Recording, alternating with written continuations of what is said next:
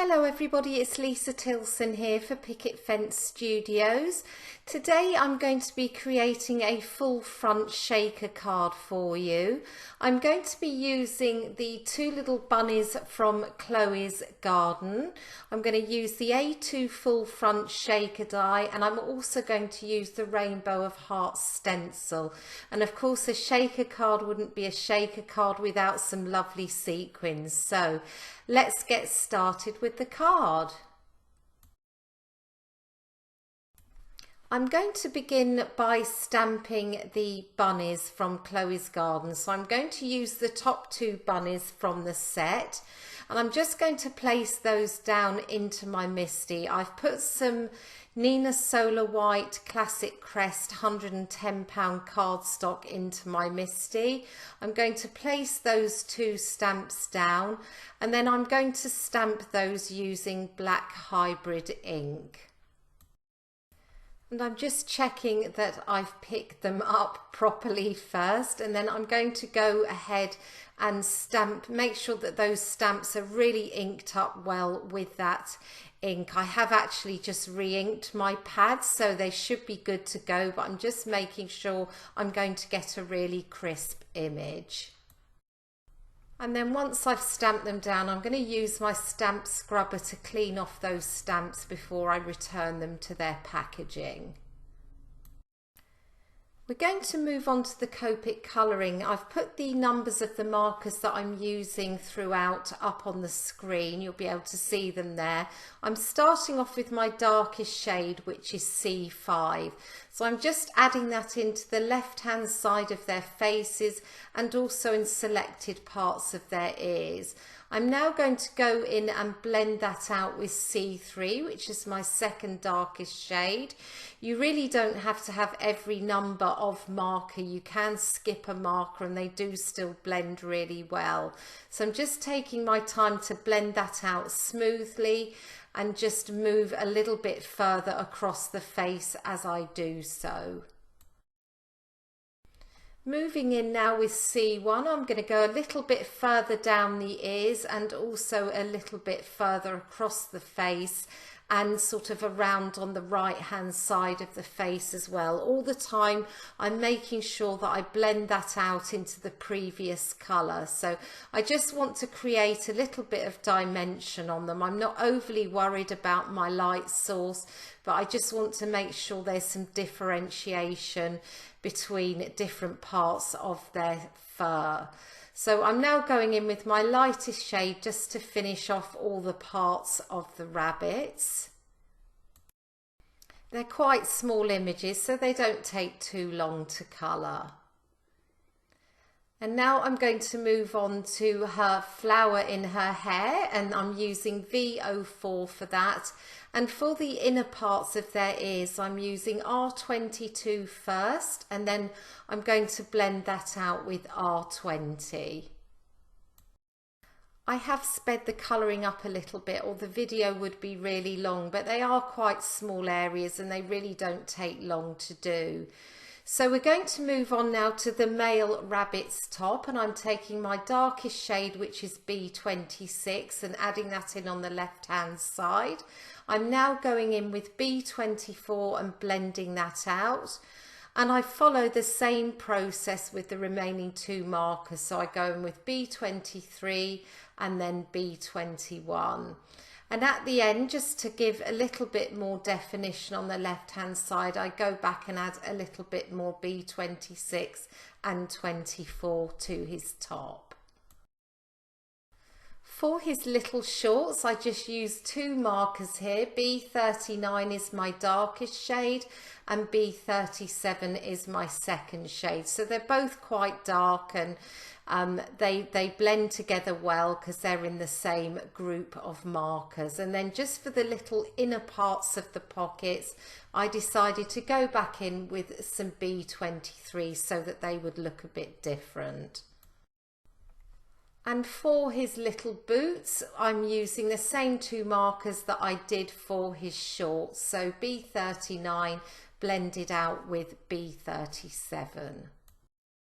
Moving on now to the female bunny's dress, I've got five markers in the BG family, starting off with the darkest, which is BG 49, again on the left hand side.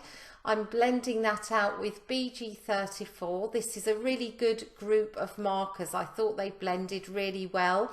Not all Copics do. You sometimes have to work a bit harder to get them to blend, but these did work really well. So I'm going in there with the BG 32, and then the lightest shades are BG 11 and BG 10. Sorry that BG 10 is slightly out of camera there, but that is my lightest shade, and that's what I use to finish off her dress. Now that we've finished the colouring, I'm going to take the coordinating dies and I'm just going to tape those down with some low tack tape and run them through the die cutting machine. And now I'll just remove the low tack tape, set the two bunnies to one side, and I'm going to work on the stenciled part of the card. So this is the Rainbow of Hearts stencil. I've just lined that up over my cardstock. I'm using some £80 Nina Solar White Classic Crest, and I'm just going to secure that from behind with some low tack tape. And I'm going to be using Distress inks for my blending today, along with the Life Changing blender brushes. So to start off, I'm going to use Wilted Violet, and I do speed the blending up a little bit because it does take some time as I overlap the colours. So I'm using Wilted Violet in two places. So there on the left, and then I do a little bit on the top right. So just adding as much ink as I can at this stage before I go in with the blueprint sketch. So that's going to sit to the side of the Wilted Violet, and just to make sure that I get a really even blend, I do go in with the blueprint sketch first, and then I will go back to the Wilted Violet once I finish doing the blueprint sketch, and that will just make sure that I get a really good blend between the two colours. As you can see here, I'm going back in with the purple there and just making sure it overlaps the edge of the blue, and then back in with the blue again to make sure that that's a really seamless transition between the two colours. The third colour that I'm now going to introduce is Peacock Feathers. I love this colour of Distress ink. It's one of my favourites. So I'm just cleaning off my green brush there before I add any more ink to it. And then that's just going to go in the remaining white areas. And I will go through the same process of adding my first layer in, trying to saturate the cardstock as much as possible, but then I go back in with the purple and the blue either side of the green, just to make sure that there is a seamless blend between that colour and its neighbours as well.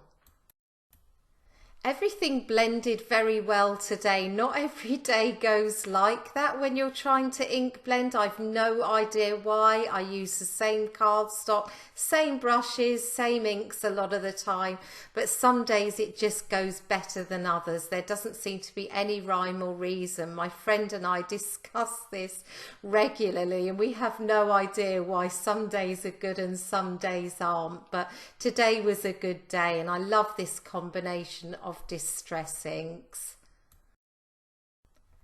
And now that I've finished the blending, I'm just going to remove that tape really carefully so I don't rip that cardstock. And I always love the moment when you pull the stencil off and you reveal those beautiful colours underneath. So really happy with how that turned out. I like the depth of ink on the panel, and I'm just going to pop my two little bunnies there to just show you which way we're going to go with this card.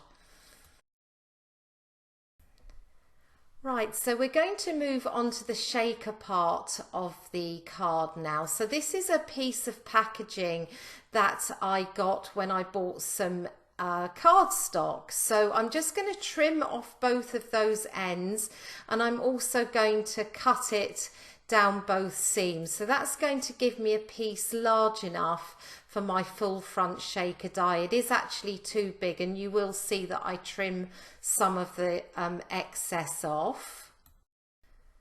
And I'm placing the full front shaker die down now, and you can see there I've got plenty of packaging, and I'm just going to tape that down with some low tack tape, and then I'm going to go ahead and cut off the excess from around the die, because I want to make sure that I don't have anything that's going to prevent that die going through the die cutting machine.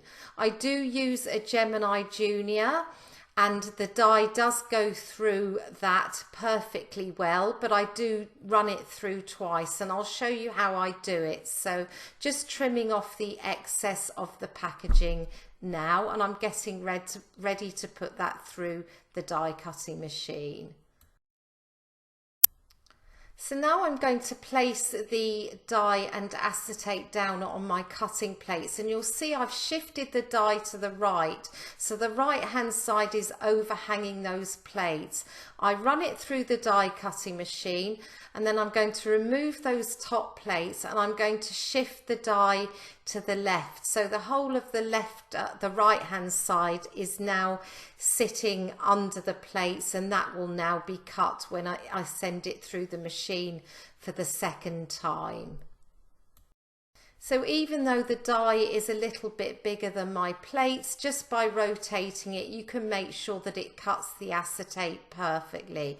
So just removing that low tack tape now, and I will show you what it looks like. It's difficult to see on screen, obviously, because it's acetate, but that will cut the acetate to the right shape, and it also gives you score lines as well. So you can see there, I'm just going to reinforce those score lines with my finger. You could also reinforce the score lines with a bone folder, and it does really help to have those reinforced when you lay your cardstock down inside. You can see it easier.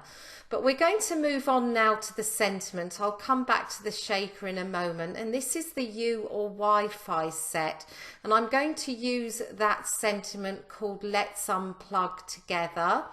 And I want it in two sections, so I'm actually going to cut my stamp in half, and I'm going to place those down onto some black cardstock, pick it up in the door of the MISTI, and then add some Versamark ink onto them, as I'm going to be doing a little bit of heat embossing.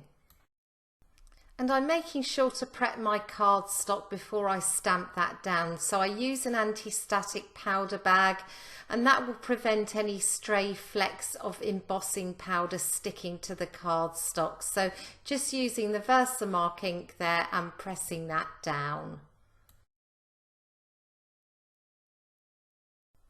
So I'm going to remove the cardstock from the MISTI, and I'm going to add on some white detail embossing powder over the top, and I do it twice to make sure there's good coverage before I take that to my heat gun and heat set it. And I'm just making sure that I remove any stray flecks of powder here, as I don't want those to melt and spoil the look of the sentiment.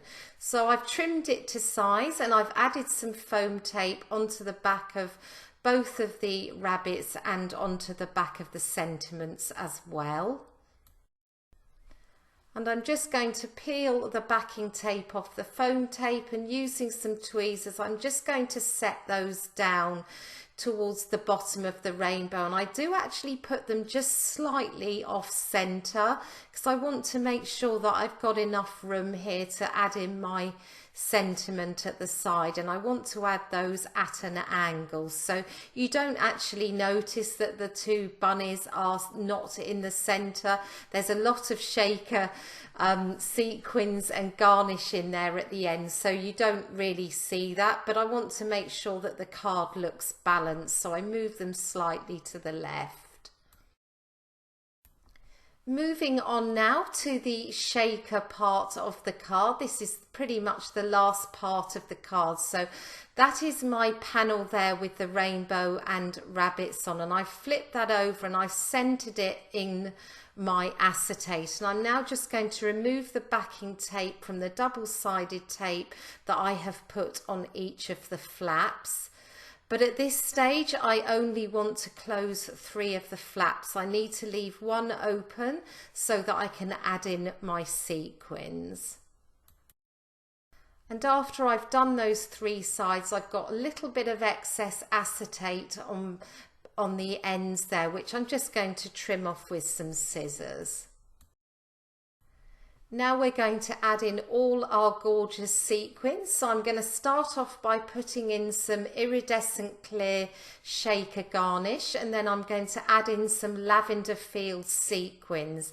So I never really quite know how many to put in, so I keep checking to see what it looks like, and then I keep adding in a few more of the lavender sequins just because I don't think there's enough, and I'm not sure at the end if I put too many in, but you can never have too many really, can you? So now that they are enclosed in the shaker, I'm going to remove the backing tape off that last side, and I'm going to press that down, and that is going to secure all of the sequins inside. So again, I've got tiny bits of acetate overhanging the edge, so I'm just going to trim those off carefully, and that brings us to the end of that portion of the card. So all that's going to be left for me to do now is to add that onto a base. I also wanted to mention that you do get this A2 rectangular die included in the full front shaker set, and if you wanted to, you could use that die to cut yourself an A2 white panel and add that onto the back of your shaker over the shaker flaps. Now I felt that all my sequins were very well contained within that shaker pocket, so I didn't feel it necessary to add on that white panel, but you could do if you wanted. So now I'm just removing the backing tape from my double-sided tape, and I'm going to place that down onto a top folding A2 £110 note card. And that brings us to the end of our full front shaker cards. So I hope that you found it useful seeing this come together. The A2 full front shaker die certainly makes it easy to create these types of shaker cards. So thank you for joining me today. I hope that you have a great day.